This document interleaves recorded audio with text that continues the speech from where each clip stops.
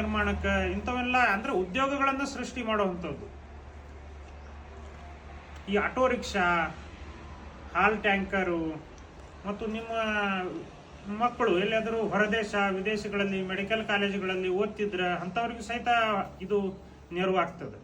ಎಲ್ಲ ಬ್ಯಾಂಕ್ಗಳು ಕೊಡ್ತಾರೋ, ಬಟ್ ನಿಮ್ಮಲ್ಲೆಲ್ಲ ಕೆಲವೊಂದು ಸಿವಿಲ್ ಸಮಸ್ಯೆ ಇರೋದ್ರಿಂದ ಸಿಗ್ಲಿಕ್ಕಿಲ್ಲ. ಅಂಥವ್ರು ಇಲ್ಲಿ ನಮ್ಮ ಕಡೆಯಿಂದ ತಗೋಬಹುದು. ಮತ್ತು ಯಾರ ಕಡೆ ಸ್ವಂತ ಬಂಡವಾಳ 10% ಸ್ವಂತ ಬಂಡವಾಳ ಇರ್ತದಲ್ಲ, ಅಂಥವ್ರು ಮಾತ್ರ ಇದನ್ನ ತಗೊಳಕ್ ಬರ್ತದೆ. ಮಧ್ಯವರ್ತಿಗಳಿಗೆ ಯಾವುದೇ ಹಣ ಕೊಡೋ ಅವಶ್ಯಕತೆ ಇಲ್ಲ. ನಾವು ಹಣವನ್ನು ತಗೊಳಂಗಿಲ್ಲ. ನಿಮ್ಮ ಖಾತೆಯಲ್ಲಿ ನಿಮಗೆ 10% ನಿಮ್ಮದೇ ಇರಬೇಕು, ಅವಾಗ ಇದನ್ನು ತಗೊಳಕ್ ಬರ್ತದೆ. ಕಡ್ಡಾಯವಾಗಿ ನಿಮ್ಮ ಕಡೆ 10% ಇತ್ತಪ್ಪ ಅಂದ್ರೆ ನೀವು ಮನೆ, ಜಮೀನು, ಪ್ಲಾಟು ಅದರ ಆಧಾರದ ಮೇಲೆ ಅಂದ್ರೆ ನಾವು ಸೇಲ್ ಡೀಡ್ ಮುಖಾಂತರ ಸೇಲ್ ಡೀಡ್ ಕನ್ಫರ್ಮೇಶನ್ ಕೊಡಬೇಕಾಗ್ತದೆ ಬ್ಯಾಂಕಿಗೆ. ಅದನ್ನು ನೀವು ಮತ್ತೆ ಸಾಲವನ್ನ ಮುಟ್ಟಿಸಿ ಮತ್ತೆ ನೀವು ಪಡಿಬೋದು.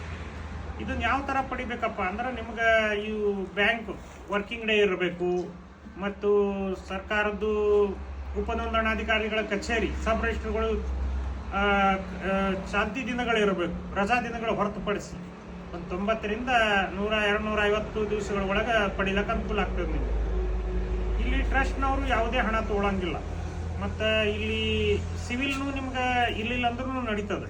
ಯಾಕಂದ್ರೆ ಇದು ಪ್ರಾಪರ್ಟಿ ಬೇಸ್ಡ್ ತಗೊಳ್ಳೋವಂಥದ್ದು, ಇದಕ್ಕೆ ಸಿವಿಲ್ ಏನು ಅವಶ್ಯಕತೆ ಇಲ್ಲ. ನಮ್ಮಲ್ಲಿ ಏನು ಸೂಚನೆ ಅದಪ್ಪ, ಟ್ರಸ್ಟ್ ಯಾವುದೇ ಫೀ ತಗೊಳಂಗಿಲ್ಲ, ಬಡ್ಡಿ, ಫೈಲ್ ಚಾರ್ಜು, ಇನ್ನಿತರ ಏನೋ ಕಮಿಷನ್ಗಳು ಏನೂ ತಗೊಳಂಗಿಲ್ಲ. ಮತ್ತು ಸಬ್ಸಿಡಿನೂ ನಾವು ತಗೊಳಂಗಿಲ್ಲ. ಸಬ್ಸಿಡಿನೂ ಬಡ್ಡಿ ಗಾಡಿ ಎಷ್ಟು ಆಗ್ತದೆ. ಹಂಗಾಗಿ ಇಲ್ಲಿ ಯಾವುದು ಡೆಪಾಸಿಟ್ಸು, ಠೇವಣಿ ಯಾವುದೂ ತಗೊಳಂಗಿಲ್ಲ ನಮ್ಮಲ್ಲಿ.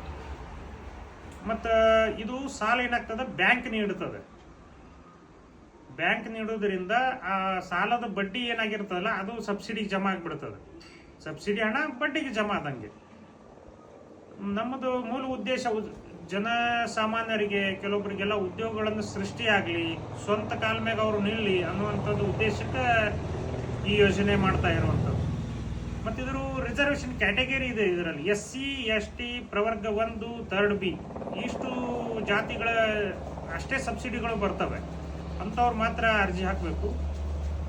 ನಾನು ಶ್ರೀ ವೆಂಕಟೇಶ್ವರ ಮಹಾಸ್ವಾಮೀಜಿ, ಬಾಲಾಜಿ ಟ್ರಸ್ಟ್ದಿಂದ ಮಾತಾಡೋದು.